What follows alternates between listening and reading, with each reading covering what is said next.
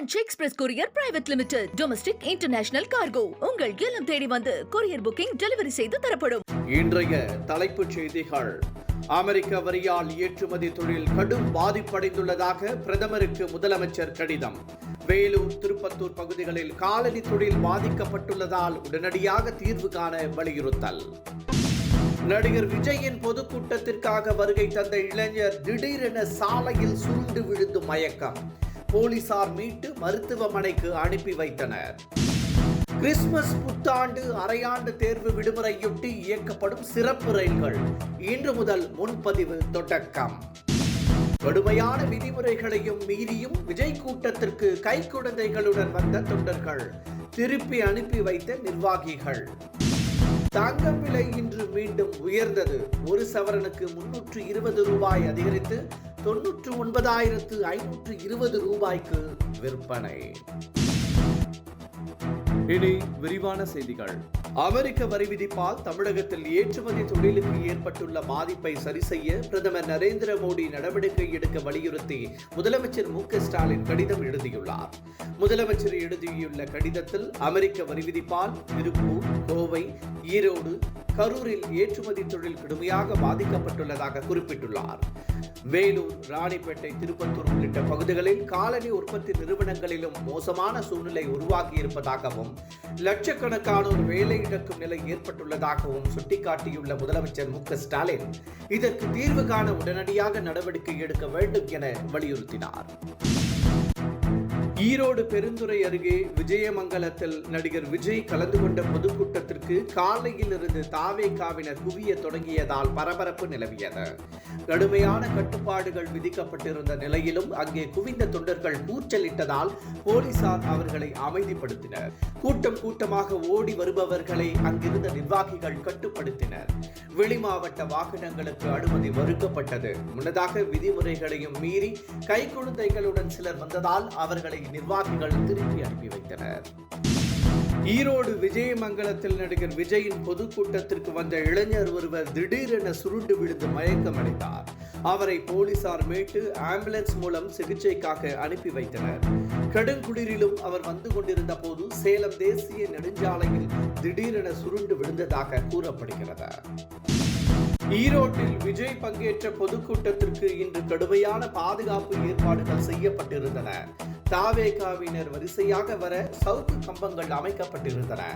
2000 போலீசார் குவிக்கப்பட்டிருந்தனர். இதனிடையே 57 பவுன்சர்கள் வரவழைக்கப்பட்டிருந்ததாக தகவல் வெளியானது. கிறிஸ்துமஸ், புத்தாண்டு, அரையாண்டு தேர்வு விடுமுறையையொட்டி பயணிகள் வசதிக்காக தெற்கு ரயில்வே சிறப்பு ரயில் சேவையை அறிவித்துள்ளது. இதன்படி டிசம்பர் 28ஆம் தேதி முதல் ஜனவரி 4ஆம் தேதி வரை தாம்பரம், நெல்லை இடையே சிறப்பு ரயில் இயக்கப்படுகிறது. இதேபோல் டிசம்பர் 28 முதல் ஜனவரி 5ஆம் தேதிகளில் நெல்லையில் இருந்து தாம்பரத்திற்கும் சிறப்பு ரயில் சேவை இயக்கப்படுகிறது. இதற்கான முன்பதிவு இன்று தொடங்கியது. டிசம்பர் 25 முதல் ஜனவரி 4ஆம் தேதி வரை அரையாண்டு விடுமுறை அறிவிக்கப்பட்டிருப்பது குறிப்பிடத்தக்கது. பொங்கல் தொகுப்புடன் ரொக்கம் வழங்கப்பட உள்ளதாக கூறப்படும் நிலையில் அது குறித்து அரசு தரப்பில் இன்னும் உறுதி செய்யப்படவில்லை. ஆனாலும் தொடர்ந்து வெவ்வேறு விதமாக தகவல்கள் தொடர்ந்து வெளியான வண்ணம் உள்ளது. இன்றும் ஒரு புதிய தகவல் வெளியாகியுள்ளது. 5000 ரூபாய் வழங்கினால் அது பெரும் நிதி நெருக்கடியை ஏற்படுத்தும் என்றும், அதே வேளையில் 3000 ரூபாய் வழங்கினால் அதனை சமாளிக்கலாம் என்றும் அதிகாரிகள் தரப்பில் தெரிவிக்கப்பட்டுள்ளதாகவும் இது குறித்த அறிவிப்பு விரைவில் வெளியாகும் என்றும் கூறப்படுகிறது. நடிகர் விஜய் பங்கேற்ற பொதுக்கூட்டத்திற்கு கைக்குழந்தைகளுடன் வந்த பெற்றோர் கூறிய பதில் அனைவரையும் வியப்பில் ஆழ்த்தியுள்ளது. விஜயின் பொதுக்கூட்டத்திற்கு குழந்தைகள், கர்ப்பிணி பெண்கள், முதியோர்கள் உள்ளிட்டோர் வரக்கூடாது என திட்டவட்டமாக ஏற்கனவே தெரிவிக்கப்பட்டிருந்தது. அதனையும் மீறி சிலர் கைக்குழந்தைகளுடன் வந்திருந்தனர். ஒரு பெற்றோர் 8 மாத குழந்தையுடனும் 4 வயது குழந்தையுடனும் வந்திருந்தனர். அவர்களிடம் செய்தியாளர்கள் கேள்வி எழுப்பினர்.